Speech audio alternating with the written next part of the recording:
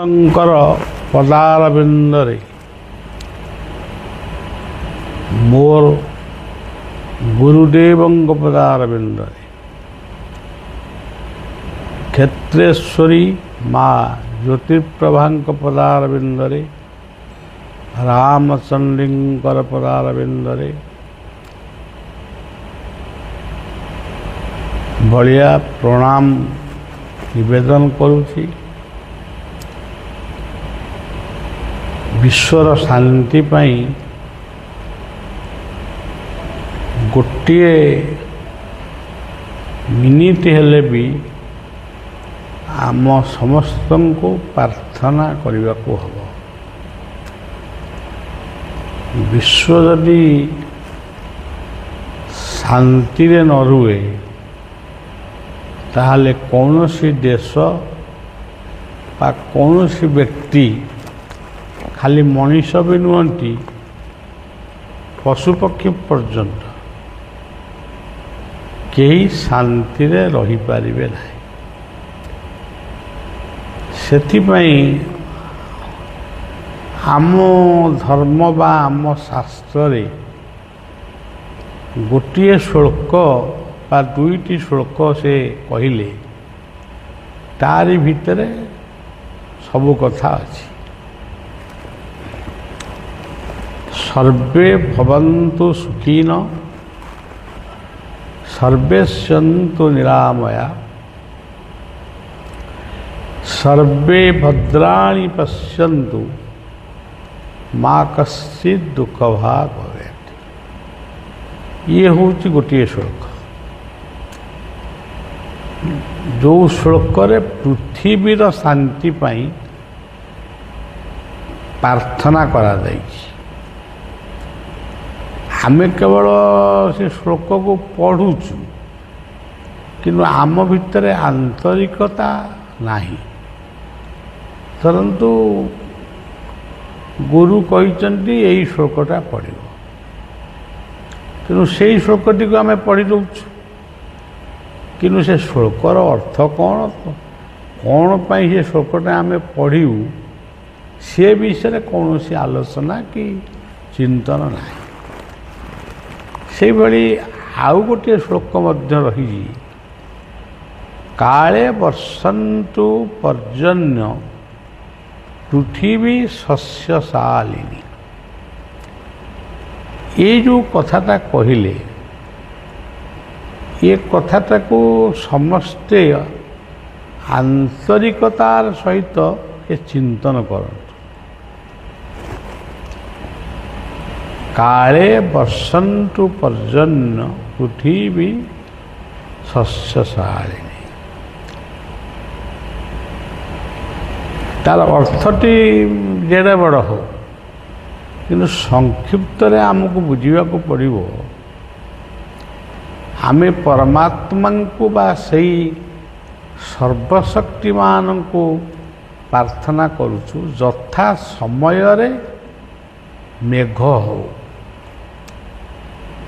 ଯଥା ସମୟରେ ମେଘ ହେଲେ ଶସ୍ୟ ଶ୍ୟାମଳାଦି ଖାଦ୍ୟ ପଦାର୍ଥ ସୃଷ୍ଟି ହେବ ଏବଂ ସମସ୍ତେ ଶାନ୍ତିରେ ଖାଇବେ ଏବଂ ବଞ୍ଚିବେ। କିନ୍ତୁ ଆମେ ସେ ଶ୍ଲୋକ ପଢ଼ୁଛୁ, କିନ୍ତୁ ଆନ୍ତରିକତା ଥିଲା ଭଳି ମୋତେ ଲାଗେନି। ବିଭିନ୍ନ ଯଜ୍ଞ ଅନୁଷ୍ଠାନକୁ ବା ଯେଉଁ ଯେଉଁ ସ୍ଥାନରେ ସବୁ ଯଜ୍ଞ ହେଉଛି, ସେ ସ୍ଥାନକୁ ଅନେକ ଆସୁଛନ୍ତି, ମୋତେ ବି ଡାକୁଛନ୍ତି। ମୁଁ ନା କହିକିରି ସେଥିରେ ଆଉ କ'ଣ କରିବା, ଏତେ ଡାକିଲେଣି, ଆଉ ଚାଲ ଟିକେ ବୁଲି ଆସିବା, ଏମିତି କରିକି ମୁଁ ଯାଉଛି। ଯଜ୍ଞ ମଣ୍ଡପରେ ଏଇ ଶ୍ଲୋକ ଗୁଡ଼ିକ 5-10 ଜଣ ବ୍ରାହ୍ମଣ ମିଶିକିରି ପଢ଼ିବେ। ସେ କ'ଣ କିଏ ପଢ଼ୁଛି ତା ବି ତାକୁ ବୁଝି ହେବନି। ଯେମିତି ଆମ୍ବ ଗଛକୁ କି ବରକୋଳି ଗଛକୁ ଯେମିତି ଟେକା ପକାନ୍ତି सेमती श्लोक गुड़ाक सेमती पढ़िला भली मते लगे किंतु आमे सबू जो पंडित मान संस्पर्श आसीचु बा जो पंडित मान को आमे देखीचु भल पाइचु तांको मंत्र आवाहन शुणीचु से कथा जितेबले मने पड़े आंको कथा सबू कुआड़े पड़े जना पड़े जमती प्रकृत सी आम पाई बा विश्वर शांति पाई से परमात्मा परम पुरुषं को डाकुचंती आसंतु बोली कहउचंती किंतु अन्य माने आमे शिखीचु पढ़ीजु गोटे घंटा सहिले आमर किसी जजमानी दक्षिणा 100 200 कि 500 300 देकी आमे आम घर को पड़े किंतु प्रकृत रे यह ठीक नुह आज आम भारत वर्ष ओडिशा रे आपन देखिए केते यज्ञ होछि किंतु शांति बा सुवृष्टि प्रकृत रे कौन आमे सेतिकी पाउछु प्रकृत रे सैया नुहे तेणु सज्जन आमर आमे गोटे मूर्ति को पूजा करुछु आमको सेतिपई मध्य किछि लोक कहउछन्ति हिंदू माने मूर्ति को पूजा करू ताले हिंदू माने मूर्ति को पूजा करूचंदी तमे क्या पूजा करुच जदि पचरा जीव जे हिंदू माने केवल मूर्ति पूजा करूचंदी ताहले तमे माने क्या पूजा करुच जदि देखा जाए समस्ते मूर्ति को ही पूजा कर मु निजे आसी कहूची आपण को जी पचार सी किए कहते आपण तार उत्तर देवे अमुक लोक कहते मो ना धरिक भी कहे तेल मु कौन गोटे मूर्ति नुह तेणु समस्ते मूर्ति पूजा करुछन कृषक जाऊँची कृषि क्षेत्र सी जदि देखिला ता कृषि क्षेत्र रे आउ जने कृषक चाष आरंभ करिछि से कौन ताकू छाड़ी दे पड़े आसो सी सांगे सांगे कहबो जे मो जमी रे कि मो कृषि क्षेत्र तू किए तोर तो यहीटा नुहे ये क्यारीटा तेणु प्रत्येक जिनिस होची मूर्ति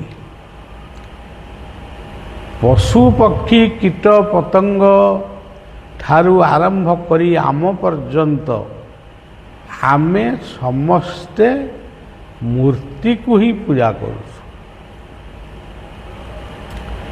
आमे खाइबू बासन टीए जदि आम पाखरे नथिबो आमे खाइबू केमति अच्छा आमे खाई सारिलु से बासनटी को जदि आमे परिष्कार परिच्छन्न करी सफा न कलु ता परदिन से किए खाइब जहा को खाइलु सी मध्य मूर्ति भात डाली तरकारी आमे खाइलु से मूर्ति नुह तेणु ये विषय बलिया गोटे छोट बही लिखी ଏବେ ସେ ବହି ଅଛି କି ନାହିଁ ମୁଁ କହିପାରିବିନି, କିନ୍ତୁ ମୁଁ ମୂର୍ତ୍ତି କହୁଛି ମୁଁ ଖଡ଼ଗପୁର ପାଖରେ ଲେଖିଥିଲି, ଖଡ଼ଗପୁରରେ ଲେଖିଥିଲି, ବେଙ୍ଗଲ ଖଡ଼ଗପୁରରେ ମୁଁ ସେ ବହିଟିକି ଲେଖିଥିଲି। ମୁଁ ମୂର୍ତ୍ତି କହୁଛି, ଯଦି ସେ ବହିଟି ଥିବ ତାକୁ ବି ସମସ୍ତେ ଟିକେ ପଢ଼ିବା ଦରକାର। ଦୁନିଆରେ କିଏ ମୂର୍ତ୍ତି ପୂଜା କରୁନାହିଁ। ଆପଣ ବାଟରେ ଯାଉଛନ୍ତି, ଯଦି ଆପଣ ଗୋଟିଏ ମସଜିଦକୁ ଦେଖିବେ, ଆପଣ କେବେ ହେଲେ ତାକୁ ମନ୍ଦିର ବୋଲି କହିବେନି। ଆପଣ କହିବେ ଇଏ ଗୋଟିଏ ମସଜିଦ। ଏଠି କୋରାନ ପାଠ ହୁଏ, ଯାହା ଆଉ ସେ କହିବେ। ସେମିତି ଯଦି ମନ୍ଦିରଟିଏ ଆପଣ ଦେଖିବେ, ଆପଣ କେବେ ହେଲେ ବି ମନ୍ଦିରକୁ ମସଜିଦ କହିବେ ନାହିଁ। କିନ୍ତୁ ମନ୍ଦିରରେ ଯାହା ହେଉଛି, ଯେଉଁଥିପାଇଁ ମନ୍ଦିର ତୈରି ହେଇଛି ସେଇଥିପାଇଁ ମସଜିଦ ତୈରି ହେଇଛି।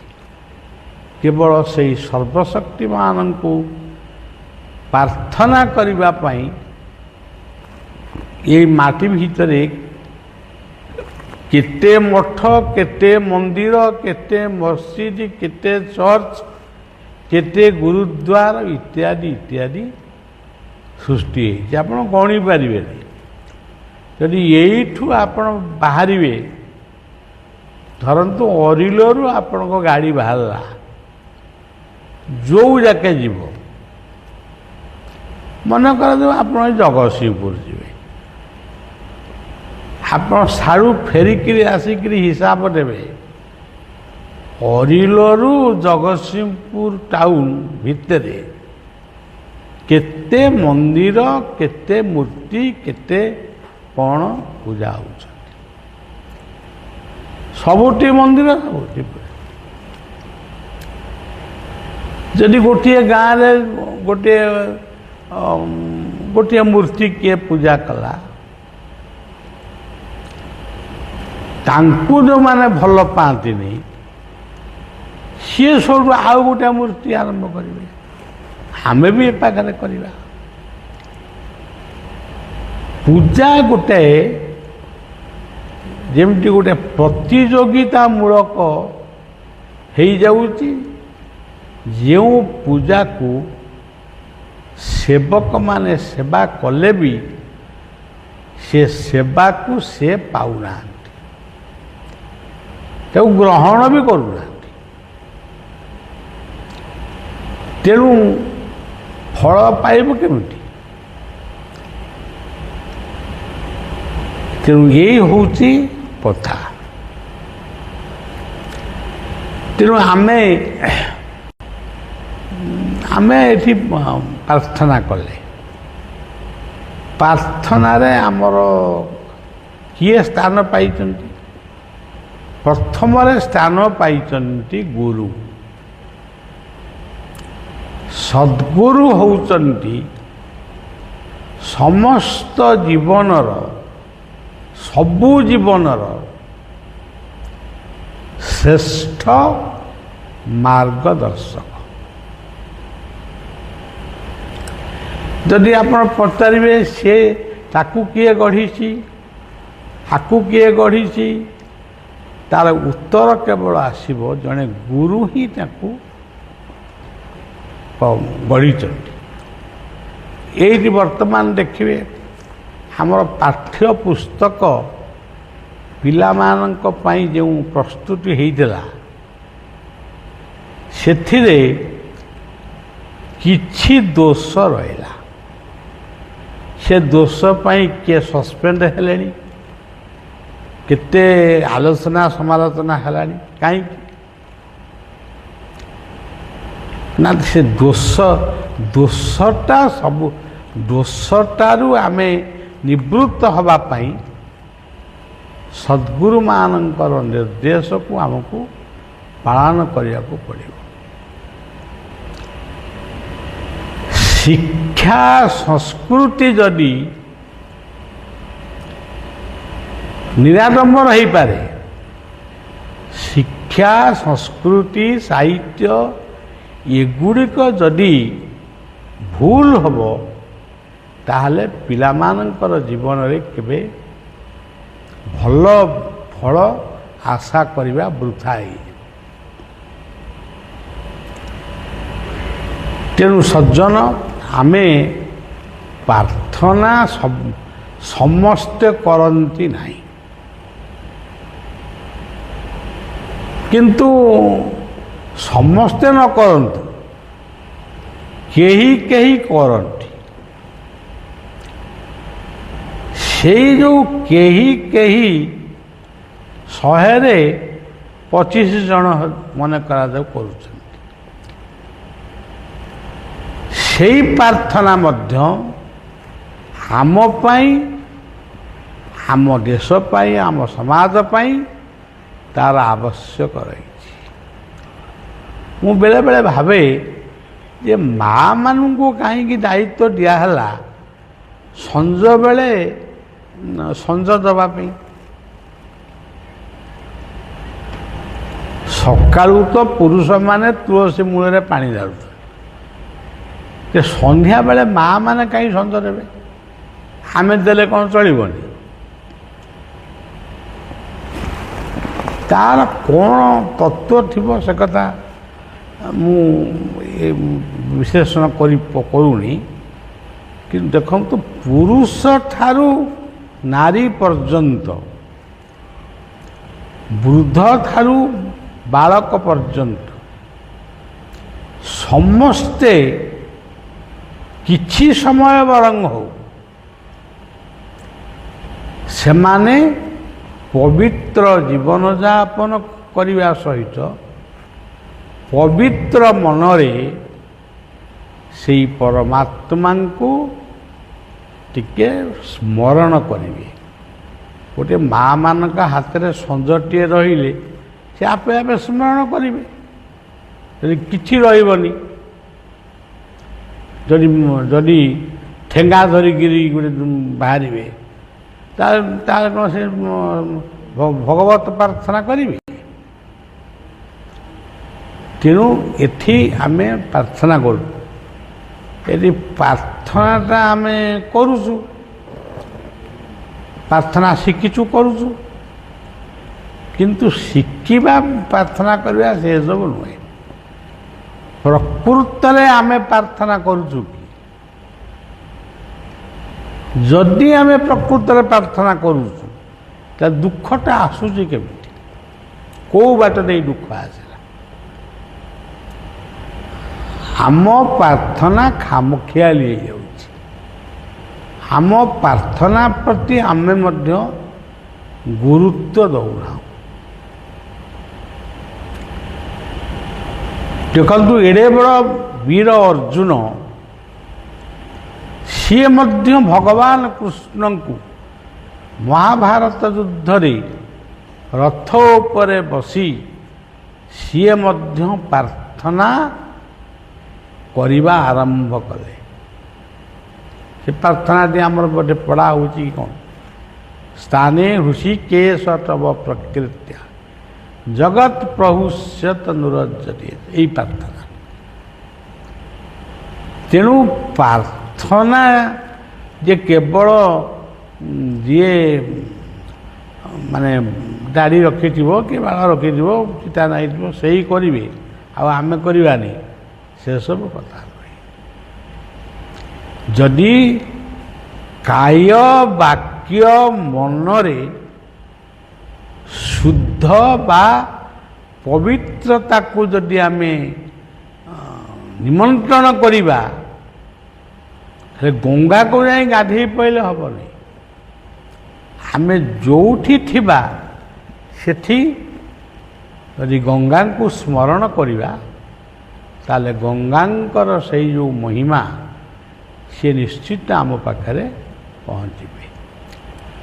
ଆମେ ଯଦି କହିବା ଇଏ ଗଙ୍ଗା, ଇଏ ଗୋଟେ ପାଣି, ଆଉ ଏଠି କ'ଣ ପ୍ରାର୍ଥନା କରିବା? ତାହେଲେ ଗଙ୍ଗା ସେ ସେଠି ସାଙ୍ଗେ ସାଙ୍ଗେ ନଈ ହେଇଗଲେ। ଯଦି ନଦୀକୁ ଯଦି ତୀର୍ଥ ବୋଲି ଭାବି ଗଙ୍ଗାକୁ ସ୍ମରଣ କରି ଆମେ ପ୍ରଣାମ କରିବା, ତାହେଲେ ନଦୀ ମଧ୍ୟ ଆମ ପାଇଁ ଗୋଟେ ଗଙ୍ଗାରେ ପରିଣତ ହେଇଯିବେ। ତେଣୁ ସେଇ ଭକ୍ତି ବିଶ୍ୱାସ ଟିକକ ଆମର ନିହାତି ଦରକାର। ଆପଣମାନେ ଚିନ୍ତା କରନ୍ତୁ, ନିହାତି ଦରକାର।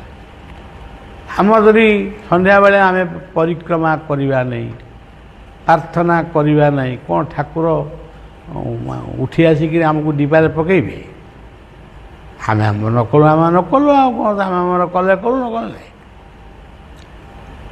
କିନ୍ତୁ ଇଏ ପ୍ରାର୍ଥନାରେ ଠାକୁରଙ୍କର କିଛି ଲାଭ ନାହିଁ, ତାଙ୍କର ଲାଭ ନାହିଁ କି କ୍ଷତି ନାହିଁ। ପ୍ରାର୍ଥନାରେ ଲାଭ ହେଉଛି ଆମମାନଙ୍କର। ଆମେ ଯେଉଁ 10 ମିନିଟ୍ ପ୍ରାର୍ଥନା କଲେ, ଏ ଚଞ୍ଚଳିଆ ମନକୁ ଆମେ ଏକାଗ୍ରତାରେ ପରିଣତ କଲେ। ପୁଣି ପ୍ରାର୍ଥନା କରିବା ଭିତରେ ଯଦି ପ୍ରାର୍ଥନା ଉପଯୋଗୀ ଯନ୍ତ୍ର, ସିଏ ତବଲା ହଉ, ଢୋଲକି ହଉ, କି କ'ଣ ମୃଦଙ୍ଗ ହଉ, ଗିନି ହଉ, ଝାଞ୍ଜ ହଉ, ହାରମୋନିୟମ ହଉ, ବେହେଲା, ଏସବୁ କାହିଁ ବାଜୁଛି? ତାମାନେ ଆମ ଭିତରେ ଥିବା ସେଇ ପ୍ରାର୍ଥନା ସିଏ ଆହୁରି ସୁନ୍ଦର ହଉ, ଆହୁରି ମଧୁର ହଉ, ଆହୁରି ପବିତ୍ର ହଉ। ତେଣୁ ଯେଉଁଠି ପବିତ୍ରତା ରହିଛି ସେଠି ସବୁ କିଛି ରହିଛି। ଯେଉଁଠି ପବିତ୍ରତା ନାହିଁ, ପବିତ୍ରତାର ଗନ୍ଧ ନାହିଁ। ଖାଇବୁ, ପିଇବୁ, ଶୋଇବୁ, ଉଠିବୁ, ବୁଲିବୁ, ଖାଇବୁ, ଶୋଇବୁ, ଉଠିବୁ, ବୁଲିବୁ, ପୁରା ଗପିବୁ, ଏଗୁଡ଼ାକରେ କିଛି ନଥାଏ। ପୁରାଣ ପଢ଼ିଛୁ, ପୁଳାଏ ଗପିଯିବୁ। ସେ କୃଷ୍ଣ ଏମିତି ଲୀଳା କଲେ, ରାମ ଏମିତି ଲୀଳା କଲେ। ଆରେ ତୁ ପଢ଼ିଛୁ, ତୁ ବି ଯେମିତି କହୁଛୁ, ମୁଁ ଯଦି ପଢ଼ିବି ମୁଁ ବି ସେମିତି କହିବି। ସେ କଥାରେ କ'ଣ ସେ ଅଛନ୍ତି? ଆମେ ଯଦି କହିବା କୃଷ୍ଣ ବଂଶୀ ବଜଉଥିଲେ, ଆରେ ବଂଶୀଟା ତ ବଜଉଥିଲେ, ତମେ ଆମ ବାପା ଆମକୁ କହିଛନ୍ତି କି ଆମ ଅଜା କହିଛନ୍ତି, ତାଙ୍କ ଅଜା ତାଙ୍କୁ କହିଥିବେ, ଏଟା ଏମିତି ତ ସମସ୍ତେ ସମସ୍ତଙ୍କୁ କହିଛନ୍ତି। ଆଉ ତମେ ଆମ କୃଷ୍ଣ ବଂଶୀ ବଜଉଥିଲେ, ତା କ'ଣ କହିଲେ କ'ଣ କୃଷ୍ଣ ଖୁସି ହେଇଯିବେ?